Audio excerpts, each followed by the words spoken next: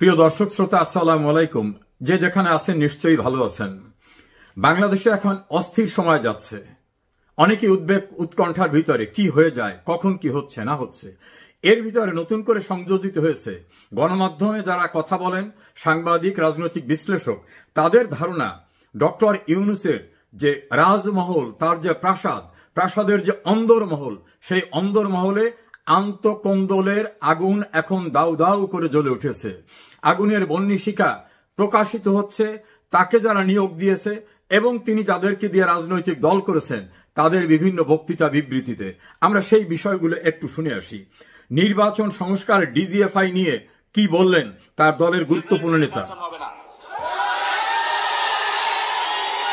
সামনে যদি আয়নাগর প্রচেষ্টা করা হয়, আমরা সে আয়নাগর কেন ডিজিএফআই এর হেডকোয়ার্টার ভেঙে দেব। তিনি বললেন ফেব্রুয়ারিতে নির্বাচন হবে না, সামনে যদি আয়নাঘর, এমনকি ডিজিএফআই হেডকোয়ার্টার তারা ভেঙে দেবে। অর্থাৎ ডিজিএফআই হচ্ছে সেনাবাহিনীর প্রতিরক্ষা গোয়েন্দা সংস্থা, তার হেডকোয়ার্টার ভেঙে দেবে। লন্ডনে গিয়ে তারেক রহমানের কাছে কিভাবে সারেন্ডার করেছে সেটাকে রেটরিক করেতে বলছেন যে সেজদা করে আসছে, সব বিক্রি করে দিয়ে আসছে, সে বাংলাদেশে কোনো মানুষ পায় না। আমরা সেটা একটু শুনি। এই যে আমাদের নোবেল লরিয়েট ইউনূস স্যার, বাংলাদেশের মানুষ ওনার চোখে পড়ে না, ওনার লন্ডন যেতে হয়। লন্ডনে গিয়ে সিজদা দিয়েছেন, ঘোষণাপত্র হয়েছে, ঘোষণাপত্র লন্ডনে গিয়েছে। এই যে আমাদের নোবেল লরিয়েট ইউনূস স্যার, বাংলাদেশের মানুষ ওনার চোখে পড়ে না, ওনার লন্ডন যেতে হয়। লন্ডনে গিয়ে সিজদা দিয়েছেন, সিজদার মাধ্যমে উনি ওহির মাধ্যমে আদেশ পেয়েছেন এবং সেখানে একটা প্রেস রিলিজের মধ্যে জানিয়েছেন এখানে উনি বললেন যে ইউনূস সাহেব লন্ডনে গিয়ে সেজদা দিয়েছেন, সেজদার মধ্য থেকে তিনি একটা ওহি পেয়েছেন, ওহি নাজেল হয়েছে, সেই নাজেলকৃত ওহির ভিত্তিতে তিনি কথা বলছেন। এখন একইভাবে তার যে দলের আরেকজন গুরুত্বপূর্ণ নেতা হাসনাত আব্দুল্লাহ, তিনি কি বললেন এটা আমরা একটু শুনি। তিনি স্পষ্টভাবে বলেছেন ডক্টর ইউনূস লন্ডনে গিয়ে সরকার বেচে দিয়ে আসছে।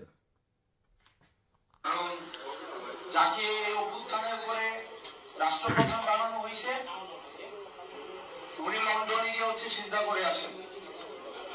এবং পৃথিবীর ইতিহাসে এমন ঘটনা আছে কিনা যে সরকার প্রধান, অন্তর্বর্তীকালীন সরকার প্রধান এবং হচ্ছে রাজনৈতিক দলের ভারপ্রাপ্ত চেয়ারম্যান একই সাথে প্রেস কনফারেন্স করে। ওই দিনই সরকার হচ্ছে লন্ডনে বেঁচে দিয়ে আসছে। হাসনাত আব্দুল্লাহ বলেন যে পৃথিবীতে এমন নজির নাই যে অন্তর্বর্তীকালীন সরকারের প্রধান এবং বিরোধী দলের নেতা একত্রে বৈঠক করে একসঙ্গে প্রেস কনফারেন্স করে এবং ওই দিনই সরকার বিক্রি করে দিয়ে আসছে। এটা হলো হাসনাত আব্দুল্লাহর বক্তব্য। এবং আমরা আরেকটা আসি, সেনা প্রধানকে ব্যারিস্টার ফুয়াদ বলছেন যে গুড়িয়ে দেবেন, উড়িয়ে দেবেন, ষড়যন্ত্রকারী বলছেন। আপনারা দেখতে পাচ্ছেন সেনা প্রধান এক ধরনের নামকা ওয়াস্তের মিটিং করার মধ্য দিয়ে এখন নতুন করে ষড়যন্ত্র করছে কিভাবে প্রেসিডেন্টের অধীনে নতুন করে একটা অন্তর্বর্তীকালীন সরকার করা যায়। আপনারা জানেন এই প্রেসিডেন্ট হচ্ছে হাসিনার আর একটা গোলাম কুকুর।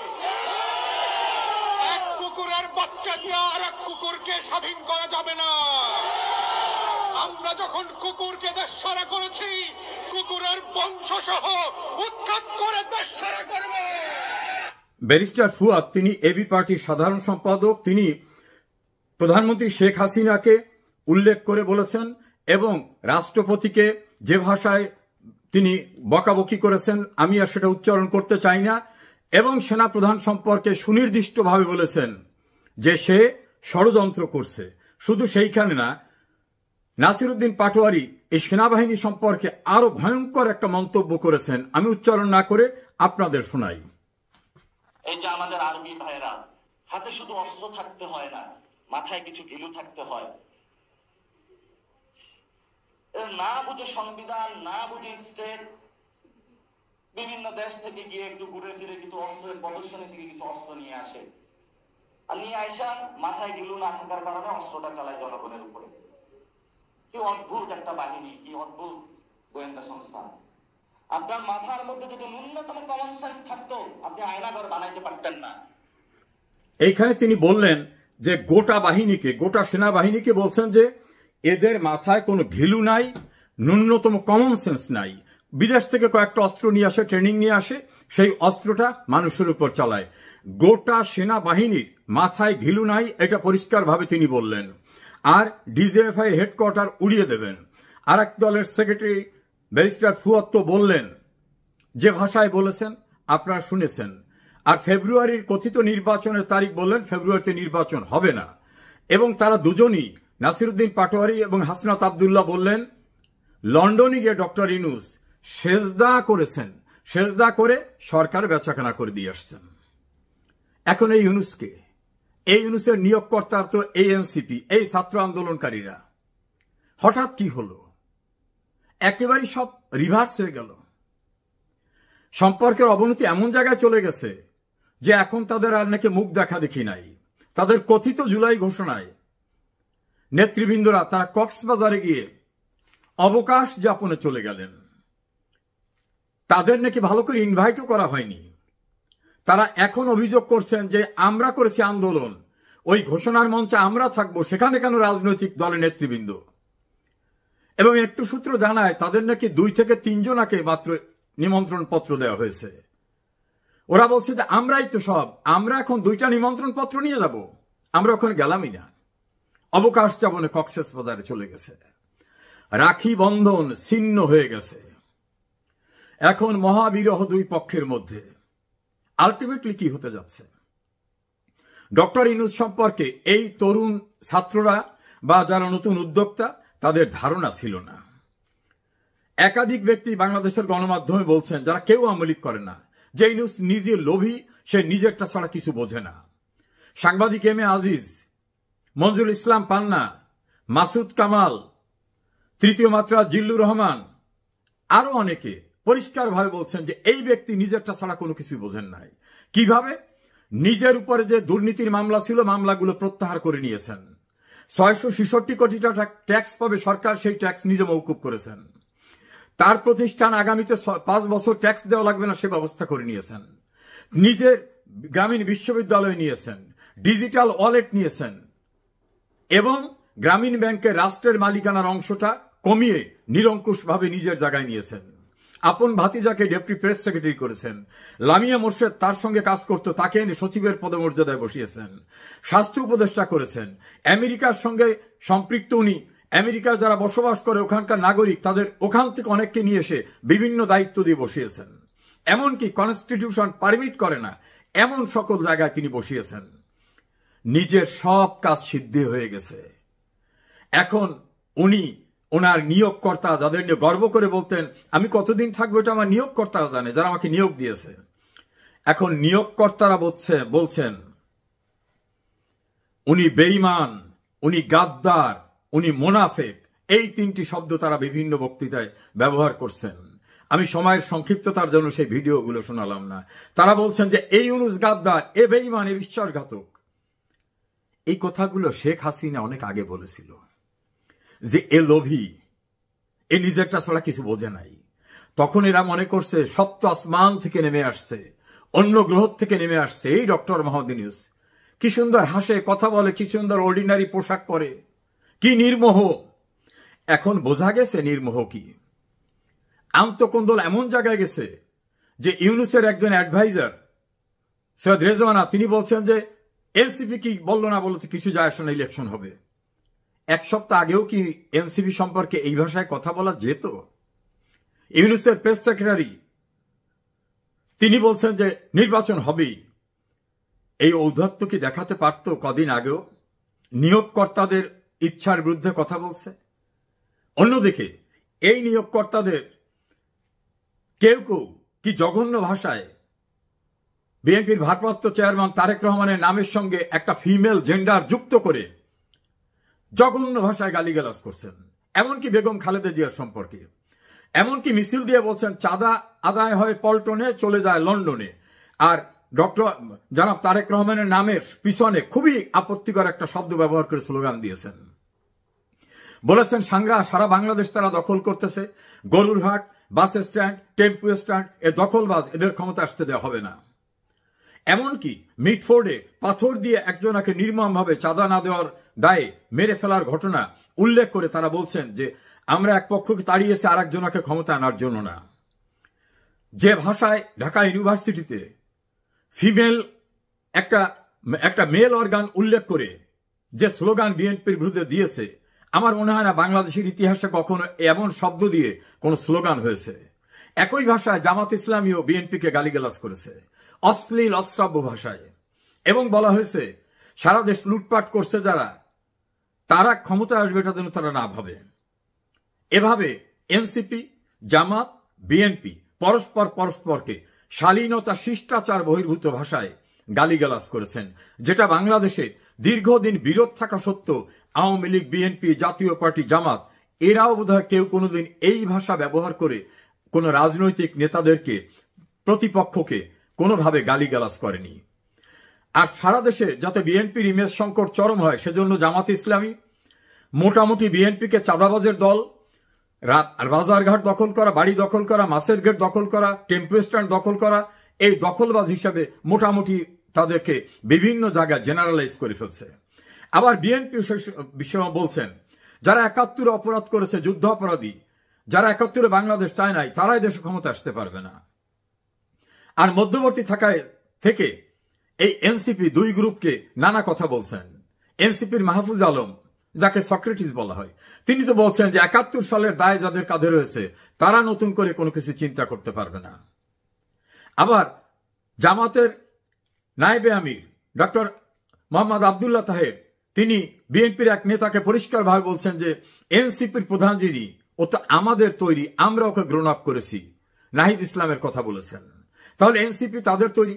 আবার তিনি বিবিসির সঙ্গে ইন্টারভিউ দিয়ে বলেছেন এই আন্দোলন আমরাই করেছি, নেপথ্যে আমরা ছিলাম, কিন্তু আমাদের নাম বাইরে আসলে সমস্যা হবে, এই জন্য আমরা বেনামিতে অন্যদের দিয়ে, কেউ ছাত্রলীগের আশ্রয়, কেউ নূরের ছাত্র সংগঠনের আশ্রয়, বিভিন্ন ভাগের থেকে আমরা কাজ করেছি। এটা বিবিসির কাছে তিনি বলছেন। ওই সময় কিন্তু শেখ হাসিনা বলছিলেন এটা কোঠার আন্দোলন না, আসল আন্দোলন ক্ষমতা দখল করা, এবং এর নেপথ্যে জামাত, শিবির, বিএনপি। এখন কিন্তু তারা নিজেরা স্বীকার করতেছেন। একইভাবে এনসিপির আব্দুল হান্নান মাসুদ, আসিফ মাহমুদ, সজীব ভুইয়া, নাহিদ ইসলাম, তারা প্রকাশ্যে বলছেন আমাদের টার্গেট ছিল সরকার উচ্ছেদের ৫ তারিখ যদি সরকার পড়ে না যেত আমরা অস্ত্র তুলে নিতাম। তাহলে তাদের আসল টার্গেট ছিল সরকার পতনের আন্দোলন, এবং তাদের সেই অস্ত্র ছিল, অস্ত্র তুলে নিতাম বললে তাদের হাতে তো নিশ্চয় অস্ত্র ছিল না, তুলতো কোন জায়গা থেকে। এভাবেই তারা স্বীকার করতেছে সবখানে যে আমরা যদি মেট্রো রেলে আগুন না দিতাম, পদ্মা সেতুতে আগুন না দিতাম, আমরা যদি পুলিশ মেরে না ফেলতাম, তাহলে কি আন্দোলন গতি পেত? এসব হতো? তাহলে মানুষ মারা, পুলিশ মারা, দেশের ভিতর নৈরাজ্য সৃষ্টি করা, ভাঙচুর করা, ক্ষমতা দখলের জন্য অস্ত্রের প্রস্তুতি নেওয়া। এবং আসিফ মাহমুদ, সজীব ভুইয়া একথা বলছেন যে নাহিদ ভাই ভিডিওতে বার্তা তৈরি করে রেখেছিল যে আমরা অস্ত্র তুলে নেব যখন, তখন এই ভিডিও বার্তা চতুর্দিকে ছড়িয়ে যাবে। তাহলে শেখ হাসিনা যেগুলো বলেছিলেন সেইগুলো এখন তারা স্বীকার করতেছে। আর ডক্টর ইউনূস এইটার সঙ্গে যে জড়িত, এটা শেখ হাসিনা বারবার বললেও অনেকে তখন বলছেন না, ক্ষমতায় থাকার জন্য অহেতুকভাবে ইউনূসকে অভিযুক্ত করছেন। ক্লিনটন ফাউন্ডেশনে গিয়ে ডক্টর মোহাম্মদ ইউনূস সেখানে সাবেক মার্কিন প্রেসিডেন্ট বিল ক্লিনটনের সামনে বলছেন নাথিং ওয়াজ হ্যাপেন্ড সাডেনলি, ইট ওয়াজ মেটিকুলাসলি ডিজাইনড, অর্থাৎ সুপরিকল্পিতভাবে এগুলো ঘটানো হয়েছে। আবার ইউনূসের যে সিপাহ সালাররা, তারা প্রকাশ্যে বলছেন আমরা মেসে থাকতাম, বিভিন্ন জায়গা থাকতাম, আমরা দীর্ঘদিন যাবত এই পরিকল্পনা করতেছি। অর্থাৎ এই কোটা বিরোধী আন্দোলন একটা ইস্যু ছিল, এবং এটা সরকার মেনে নিলে বিকল্প কি করা যেত সেটাও তাদের মাথার ভিতরে ছিল। এইরকম ভাবে একটি গণতান্ত্রিক সরকারকে উচ্ছেদের জন্য যে মেটিকুলাস ডিজাইন, যেটা শেখ হাসিনা বলতেন, ইউনূস সেটাকে এডমিট করেছেন। এই প্রক্রিয়ার ভিতর থেকে যারা কাজ করেছেন, এখন তাদের স্বার্থের সংঘাত। নতুন নতুন বাচ্চা ছেলেরা উপদেষ্টা হয়েছে, অর্থকড়ির স্বাদ পেয়েছে, কেউ তার নিজের এলাকায় বাবাকে দিয়ে সন্ত্রাস, নাহিদ ইসলাম তার বাবাকে দিয়ে অফিস খোলা, কেউ বলছেন মাহফুজের টাকা অস্ট্রেলিয়ায় চলে যাচ্ছে। আসিফ নজরুল সম্পর্কে অনলাইন অ্যাক্টিভিস্ট ইলিয়াস সাহেব বলছেন ১০০ কোটি টাকা তিনি আমেরিকায় নিয়েছেন। তিনি চ্যালেঞ্জ করে বলছেন যে কোথায় কিভাবে টাকা নেওয়া হয়েছে সব আমি জানি। এরকম ভাবে থলের বিড়াল সব বেরিয়ে আসা শুরু হয়েছে, অথচ এরা সবাই কিন্তু এক কাতারে ছিল। গতকাল একজন প্রভাবশালী অনলাইন অ্যাক্টিভিস্ট ফ্রান্স থেকে বলেছেন সার্ভে যে রিপোর্ট আসছে এতে বিএনপি, জামাত, এনসিপি কারোই ক্ষমতা আসার মতো অবস্থা নাই, নতুন কাউকে নিয়ে আসতে হবে।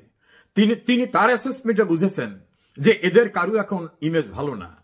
ভেরি রিসেন্টলি যে সার্ভে হয়েছে, সেই সার্ভেতে এর পূর্বে যে সার্ভে একই প্রতিষ্ঠান করেছিল তার থেকে অবনতি হয়েছে বিএনপি, জামাত এবং এনসিপির। এনসিপি একটু বেড়েছে, বিএনপি জামাতের অবস্থা খুবই নিচে নেমে আসছে।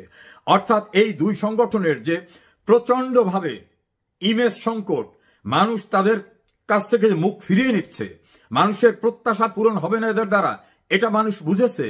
সারা দেশে চাঁদাবাজি, সন্ত্রাস এক প্রকার করছেন বিএনপি, আর জামাত করেছেন বিভিন্ন প্রতিষ্ঠান দখল করা, বিশ্ববিদ্যালয়ের ভিসি থেকে শুরু করে বিভিন্ন জায়গায়।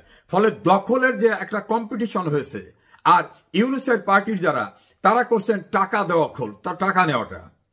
তিন প্রকারে তিন প্রতিষ্ঠানের লোকরা সারা বাংলাদেশে যে নৈরাজ্য, সন্ত্রাস, মবের সংস্কৃতি, বিচার বিভাগ দখল করা, প্রশাসন দখল করা, আইন শৃঙ্খলা পরিস্থিতি একেবারে ধ্বংস করে দেওয়া, প্রশাসনে তাদের ইচ্ছা অনুযায়ী সবকিছু হতে হবে এই ব্যবস্থা করা, এর ফলে মানুষ বুঝতে পেরেছে যে এদের দিয়ে বাংলাদেশে কিছুই হবে না। এই যে ইউনুসের অন্দরমহল যারা মিলে ইউনুসকে নিয়ে আসলো, শেখ হাসিনাকে ক্ষমতার থেকে সরিয়ে দিল, আজকে স্বার্থের সংঘাতে বিএনপি চায় দ্রুত ক্ষমতায় যেতে, তাতে যে সমঝোতা করতে হয় সেই সমঝোতা করে। এনসিপি মনে করে আমরা কেবল দল করলাম, এখন আমাদের কেউ চেনে না, গ্রামগঞ্জে যেতে হবে, পুলিশ, আর্মি, বিজিবি, র্যাব নিয়ে যাওয়ার পরও গোপালগঞ্জ সহ কক্সেস বাজার, চিটাগাং, ময়মনসিংহ, গাজীপুরে বিভিন্ন জায়গায় বাধার সম্মুখীন হচ্ছে। তারা একটু দাঁড়াবার পরে অতীতে সামরিক শাসকরা যেরকম ভাবে দল করছিল, এরশাদ, জিয়াউর রহমান, ওভাবে তারা হৃষ্টপুষ্ট হয়ে তারপরে তারা দল করবে, এরপর ইলেকশন করবে। জামাত মনে করে আমরাই তো সবকিছু করেছি, এখন ইসলামী দলগুলো নিয়ে আমরা বাংলাদেশে একটা ইসলামী রাষ্ট্র কায়েম করব, আমাদের সেই সময় দিতে হবে। বিএনপি মনে করে অনেকদিন ক্ষমতার বাইরে ছিলাম, এখন আর তড়িঘড়ি করতে হবে, দ্রুত একটা নির্বাচন দিক, তারেক রহমান প্রধানমন্ত্রী হোক, আমরা যারা দীর্ঘদিন রাস্তায় ছিলাম আমরা মন্ত্রী সহ বিভিন্ন সুযোগ সুবিধা নেই। এই স্বার্থের দ্বন্দ্বে, স্বার্থের সংঘাতের মাঝখানে ইউনুস দেখতেছে আমার কার জন্য উপযুক্ত। ইউনুস মনে করছে এই ছাত্ররা এগুলি হবে না, এরা এখন পুলিশ, র্যাব, আর্মি দিয়েও কোথাও যেতে পারে না, এদের দিয়ে হবে না। জামাতকে নিয়ে নানা রকম ট্যাগ আছে, এরাও পুরোপুরি পারবে বলে মনে হয় না। বিএনপির সঙ্গে সমঝোতা করি। বিএনপিও তা মনে করছে যে উনি বিদেশের সঙ্গে যদি কোনো চুক্তি করে থাকে, বাংলাদেশে বিদেশিদের বেস করতে দেবেন, সেন্ট মার্টিন ছেড়ে দেবেন, উনি আমাদের পোর্ট দখল করে নিয়ে যাবেন বিদেশিদের হাতে দিয়ে, উনি নিজের যে সুযোগ সুবিধা সেগুলো নেবেন, উনি যা নেয় নিক, আমাদের দ্রুত ক্ষমতায় যেতে হবে। আর ইউনুস মনে করছে আমার যা হবার হয়ে গেছে, কাজী এখন আর পিছনে তাকাবার দরকার নাই। যার শক্তি ইউনুসের দৃষ্টিতে বেশি, ইউনুস তার সঙ্গে সমঝোতা করেছেন। নাসির উদ্দিন পাটোয়ারি এবং হাসনাত আবদুল্লাহর ভাষায় লন্ডনে এসে সেজদা করে সরকার বেঁচে দিয়ে গেছেন। অবশ্য দেশের আরেকটি মহল বলছে না, উনি তো দেশটাই বেঁচে দিয়েছেন। আনডিসক্লোজড যে চুক্তি উনার হয়েছে বড় একটি দেশের সঙ্গে, সেই চুক্তির মধ্যে উনি সবকিছু দিয়ে দিয়েছেন। তারেক রহমান এসে দেখবে অনেক কিছুই নাই, সিংহাসন থাকলেও সিংহাসনের আশপাশে পাইক প্রজার কেউ নাই। এভাবেই কিন্তু ইউনুসের অন্দরমহলে চলছে এটা। আবার কেউ কেউ বলছে না, এগুলো সাজানো নাটক, ইউনুস নির্বাচন দেবে না। এই এনসিপি জামাতকে দিয়ে বলবে এখনই নির্বাচনে পরিবেশ না, একটা হই হুল্লোড় করে একটা পরিবেশ নষ্ট করবে, তখন বলবে আমি তো দিতে চেয়েছিলাম, এই অস্থির অবস্থায় কিভাবে আমি ইলেকশনটা দেব। ফলে এভাবে তিনি আরো কিছুদিন ক্ষমতায় থেকে তার যে দেশের এবং দেশের বাইরের যে প্রভু, তাদের যে প্রত্যাশা আছে, সে চাওয়া পাওয়া আছে, সেগুলোকে ফয়সালা করে দিয়ে নিজের এক্সিটটা কেমন দরকার হয় সেটাও নিবেন। আবার এনসিপির লোকজনে বলতেছেন রাষ্ট্রদ্রোহিতার দায়ে আমাদের মৃত্যুদণ্ড হবে, আমাদের লিগ্যাল প্রোটেকশনের ব্যবস্থা না করে উনি কোথায় যাবেন, ওনাকে আমরা যেতেই দেব না। এখন এই যে ছেলেরা যারা শেখ হাসিনার বিরুদ্ধে রাষ্ট্রদ্রোহিতা, সন্ত্রাস, নৈরাজ্য করেছে, সংবিধান ভঙ্গ করেছে, তারা এখন আতঙ্কিত। সংবিধান লঙ্ঘনের দায়ে আমাদের তো মৃত্যুদণ্ডের মুখোমুখি হতে পারে, এজন্য তারা বক্তৃতায় বিবৃতিতে বলতেছে আমাদের লিগ্যাল প্রোটেকশন না দিয়ে কোথায় যাবে, ওনারা যেতে দেব না। আবার আব্দুল হান্নান মাসুদ তো বলছেন যে প্রয়োজন ওনার বিরুদ্ধে রাস্তায় নামবো। উনি কি মনে করেছেন এই আন্তকোন্দলের মধ্য থেকে উদ্বেগ উৎকণ্ঠার বাংলাদেশ অর্থনীতিতে, উন্নয়নে, সব কিছুতে, আইন শৃঙ্খলায় বিচার ব্যবস্থায় ধ্বংসের চূড়ান্ত পর্যায়ে চলে গেছে। দেবপ্রিয় ভট্টাচার্যের ভাষায় বিশ্বব্যাংক বলছে 28 লক্ষ মানুষ বেকার হয়েছে, 149টা ইন্ডাস্ট্রি বন্ধ হয়ে গেছে। জিডিপির হার ছিল শেখ হাসিনার আমলে 7 পয়েন্ট প্লাস, সেটা এখন বিশ্বব্যাংকের ধারণা 3-এ নেমে আসবে। বাংলাদেশটাকে 12টা বাজিয়ে দিয়েছেন। ইউনূসের রাজমহলের অন্দরমহলের আগুন বোধহয় বাংলাদেশকে আরো ভয়ঙ্কর পরিস্থিতির দিকে নিয়ে যাচ্ছে।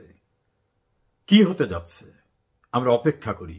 তবে সুখকর কিছুই যে ইউনূস এবং তার পারিষদবর্গের কাছ থেকে কিছু পাওয়া যাবে না।